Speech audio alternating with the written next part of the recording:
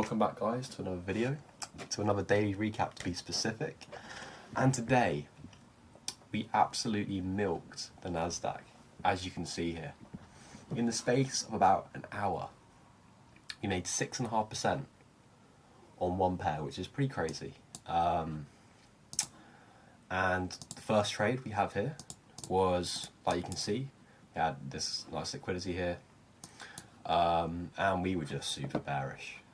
We broke these lows here to the left, and we made these double highs at the top here. So I had a pretty bearish sentiment coming into the trade. You can see we also had a lot of resistance here, and prices didn't want to go above here. And I was saying, right now we're looking for sales after we had this move that comes down here.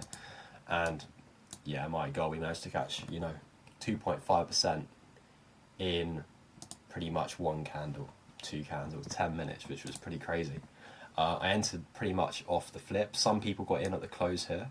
I managed to get 1 to 3 or 1 to 3.5, but I waited a bit because my entry was kind of ass, and I had to set up my magic keys and stuff because it was literally 10 minutes into the session, and I start trading at 8 o'clock UK time. So yeah, that was the first trade. It was probably about maybe an A- trade. It wasn't the best. We had this 2 candle liquidity though, 1, 2.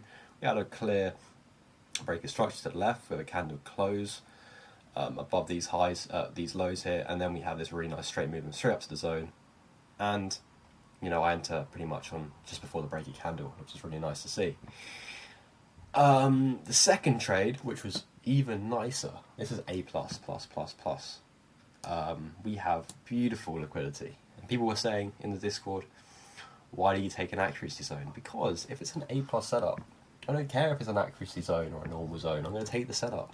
There's only about a 5% difference between an accuracy zone and a normal zone in terms of my testing anyway. So the odds are still with me with an A+ setup, whether it's a normal zone or an accuracy zone.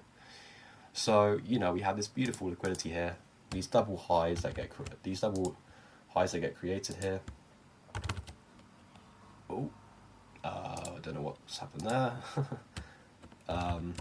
We have these double highs here. We have a clear break of structure again, pretty much on the same trade. And then we have this fake out at the zone. And I managed to catch the fake out just because of my RR was so good. To catch the fake out at this zone, bang, straight up. And then I enter on the breaker candle again because it's a 9 AM candle. So technically, you could have got the flip here. That's completely valid.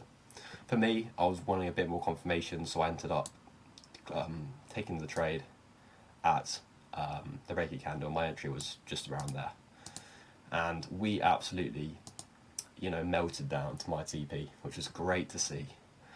The last trade I took today was on GJ. Unfortunately, I had a very small loss of just about 0.25%. I was only risking 0.5% on this trade anyway. If I just go to GJ here, this is the trade. Again, we get unfortunate here with a wick out.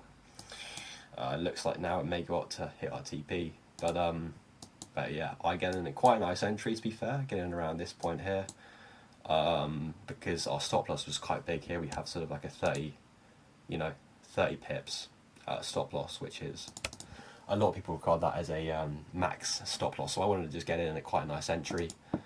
So I entered here. I saw a lot of momentum, forming at this candle here. Look at this candle. Like, there's hardly a top wick or a bottom wick, which is pretty crazy to see. So I was pretty confident after this candle that we were going to go to at least a 1 to 3. It was a Friday. It was 10:30. We had news. It wasn't the most ideal situations to enter a trade, but I risked it. I was up 6.5% for the day. So yeah, why not? But I only risked 0.5. I only lost 0.25%. Because I close at this point here about halfway on my stop loss, and about 15 pips in. I closed there just because I saw price come up and I saw price come straight down again, and I just wanted to get out of the trade there. I just saw news coming in here at about 3 o'clock, and there was just a lot of bearish momentum. As you can see, news comes and wicks us out, and now it looks like we're coming back up again, which is unfortunate. So yeah, that is an unfortunate trade. Again, this is a really nice GJ trade. GJ is our best pair on the 30-minute. So that's enough confluence, isn't it? Which we could use. So yeah, a pretty nice day. 6%, 6.25%, which is mental for one day of trading. And I have managed to recover all my losses. I'm now sitting at 1% for the month in profit as well, which is amazing to see. I just tallied up all of my funded accounts, and across all of them I managed to stay at 1%. There are obviously ones that got hit harder than others, I'm not going to lie to you. You know, some are down 3% now just because I've been rotating them around, but I managed to get some up into really nice points where I think next week I can go and pass a few of them, and yeah, that would be great to see. So yeah, I think I'm now 1% up for the month. I've got 1 week left, so hopefully we don't have another losing period. But the losing streak has ended for me after these 2 wins, and hopefully we don't start a new one again, which would be ideal, and we can start getting some better trades off in the better weeks. Because lately it has been difficult. But anyway, if you are interested in learning the strategy that I use, then there's a free Discord link in the bio where you can come and join us. It would be great to come and chat to you guys, and subscribe if you want to see more of the content that I make, more of these daily recaps. And in the comments, let me know what you would like to see. Backtesting videos, more strategy videos, psychology videos. Just let me know. But other than that, I think that's pretty much it, and I'll see you guys in the next one.